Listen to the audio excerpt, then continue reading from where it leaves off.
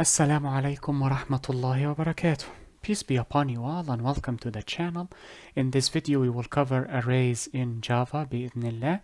We will cover the definition of arrays, the different types of arrays, but I do not believe we will cover examples for this lecture, mainly because I am tired. I have been recording videos throughout the day. I believe it was 4 or 5 hours, possibly 3, I do not recall, and my throat is dry, and since I cannot drink because I am fasting at the moment, I will leave the examples and the iteration for another video بإذن and God willing. But before we begin, بسم الله الرحمن الرحيم الحمد لله رب العالمين والصلاة والسلام على أشرف الأنبياء والمرسلين سيدنا محمد وعلى آله وصحبه ومن تبعهم بإحسان إلى يوم الدين وارض اللهم عنا معهم أجمعين اللهم آمين. اللهم صل على محمد وعلى آل محمد كما صليت على إبراهيم وعلى آل إبراهيم وبارك على محمد وعلى آل محمد كما باركت على إبراهيم وعلى آل إبراهيم إنك حميد مجيد.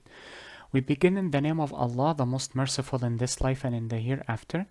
And we thank Him for all of His blessings that He has bestowed upon us, for they are innumerable. And we pray that we follow in the footsteps of Prophet Muhammad, peace be upon him, and his fellow companions. Amen. We also ask for prayers and blessings to be bestowed upon Prophet Muhammad, peace be upon him, and his family, as they were bestowed upon Prophet Ibrahim, peace be upon him, and his family. Amen. Firstly, we will start with the definition of an array. An array is a group or a collection of variables, and that is it actually. However, I will cross this out for one reason. In Java, a collection has a different name.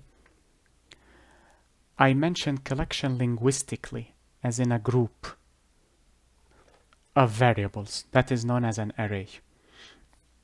However, in Java, the word collection is related to the collections framework, which we will cover soon, inshallah, bi'idhnillah, and God willing. You will see why I do not refer to an array as a collection. Yeah, and that is it. It is a group of variables. Now, they can be primitive or reference data types, but we will see the different categorizations of arrays momentarily. So let me just remove this and start with the categorization. The first categorization will be in terms of size. There are two categorizations depending on the size of the array. And these two categorizations are as follows.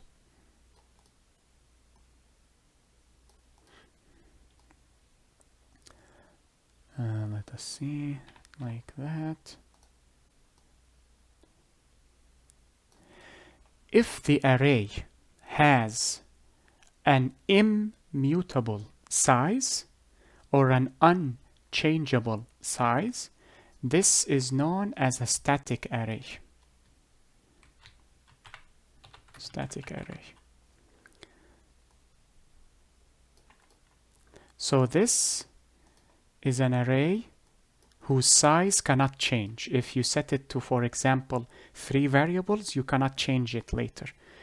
The array must contain 3 variables. You cannot add a 4th variable to it, and you cannot remove the 3rd variable from it. It must contain 3 variables. Immutable size. And by size here, I refer to the number of variables. That is known as the size of the array. So let me write it here for clarification. Number of variables. within the array, of course. That is known as the array size. So if an array has 3 variables, we will say this array has a size of 3, and so on and so forth. However, if the size of the array can be changed, it is mutable, this is known as a dynamic array. And you can infer from the names, dynamic indicates changeability, whereas static does not indicate so. And let me just push this here to match this. And we will create an arrow. And then we will say mutable size or changeable size, either or. So that is the first form of categorization. Now let us delete this. The second form depends on variable data types. This is the second categorization. And this is as follows.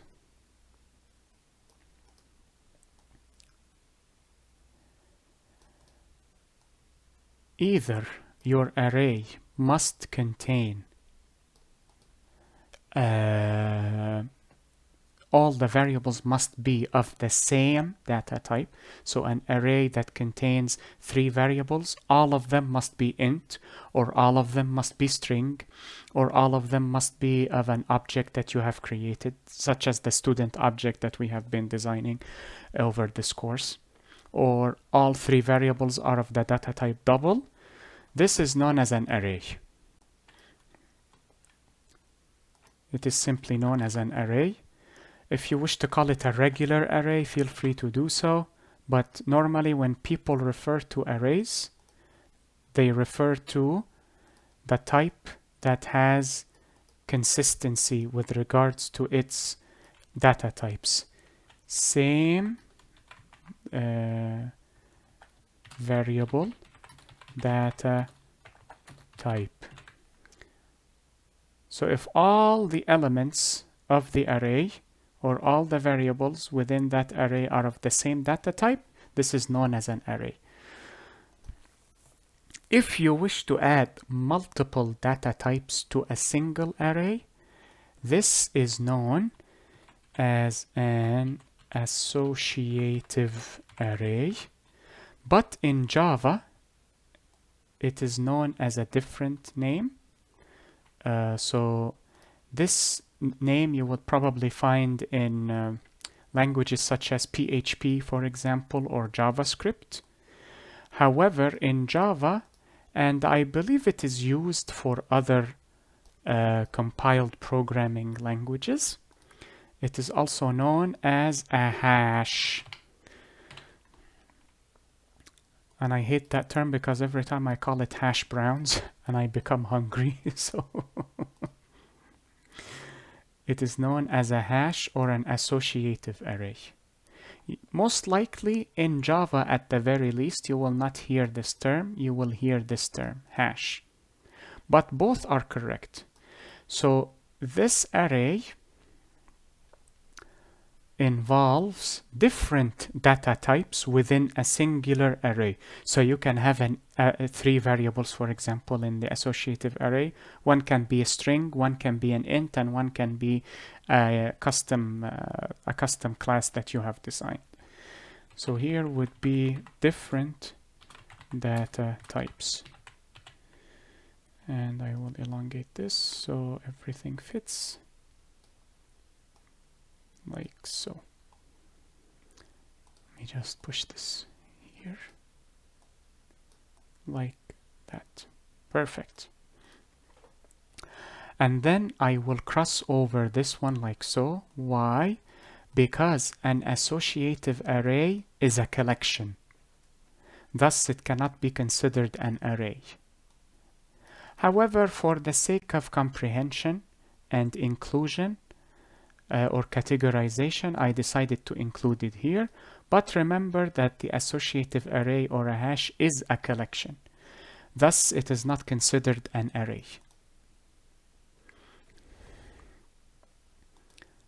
And in case you are impatient to know what is the difference between why is a collection, the name collection is important. A collection indicates a list or an array that can expand or contract its size freely, robustly, and flexibly. We will see that when we cover, inshallah, array lists and possibly linked lists, though I feel I may add linked lists to the intermediate level tutorial, inshallah, bi'idhnillah, and God willing. Okay, lastly we have, oh, why did I delete arrays? Sorry. Lastly, we have one category, actually we have two more categorizations. One is based on the number of dimensions within an array. And we will discuss what are dimensions in the future, inshallah, when we cover examples for one-dimensional and multi-dimensional arrays. So, if an array only has one dimension, this is known as a one-dimensional array, or some people refer to it as a single-dimensional array. I will refer to it as one-dimensional array. This means that this array contains only one dimension. And do not worry, we will cover them. We will cover the definition of dimensions later on, inshallah, bi'idhnillah. Only one dimension. There we go. There. Now, if the array has two or more dimensions, it is collectively known as a multi-dimensional array. Oops. I need to use these uppercase letters. Multi-dimensional array. There we go. Push this slightly here. And that means that the array contains two or more dimensions. So that is another categorization. Lastly, we have, let us see, this. We have the categorization of shape, the shape of the array, which can be visualized if you print the array, or if you wish to draw it as a matrix. That is how we visualize the shape of the array, but do not worry. Once we cover an example for shapes of an array, you will see what these shapes are, or rather you will be able to visualize this categorization. Now, let us do this, and this. So, we either have a jagged array, and this only applies to multi-dimensional arrays. You cannot find a jagged array in a one-dimensional array. And it is called the jagged because it has an irregular shape, like so. Irregular shape. So for example, if you wish to print a triangle using an array, you can. If you wish to print the shape of a staircase in an array, you can, and so on and so forth, or a rectangle. Those are known as jagged arrays.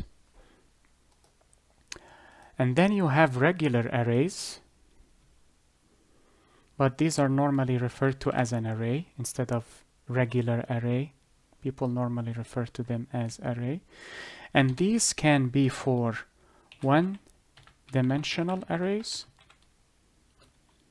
or multi-dimensional arrays, provided, of course, that you do not manipulate the multi-dimensional array to give you a jagged array. Once we see examples for these, of course, inshallah, everything will be clear. But since I do not have the energy anymore, unfortunately.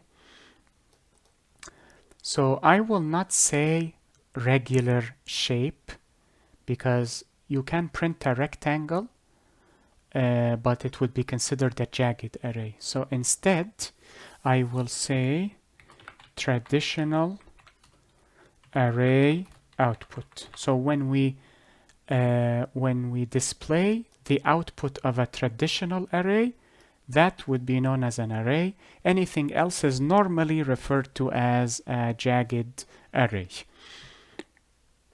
And that is it with regards to arrays. I simply wish to cover the different categorizations for arrays. So inshallah, we will have a video for static arrays, how to initialize an array, because arrays are classes, but they are special classes. They are not initialized or instantiated, I should say, as other classes. They are special, similar to the string class, but not the same, of course. So we will see how we can create arrays. I may cover dynamic arrays in the intermediate level, or if I have time, I can cover it in the beginner level. We will see. But since dynamic arrays resemble array lists, and array lists are part of data structures, I may cover dynamic arrays in the intermediate level, inshallah. Which reminds me, I may cover array lists in the intermediate level as well. We will see, inshallah. Because I wish to end this Java tutorial so I can start with the C tutorial, inshallah, and possibly a web development tutorial for HTML, CSS, and JavaScript, bi'idhnillah. I hope this video was helpful and beneficial to you all. Enjoy the rest of your day. Be safe, take care, and peace be upon you all. Wassalamu alaikum wa rahmatullahi wa barakatuh.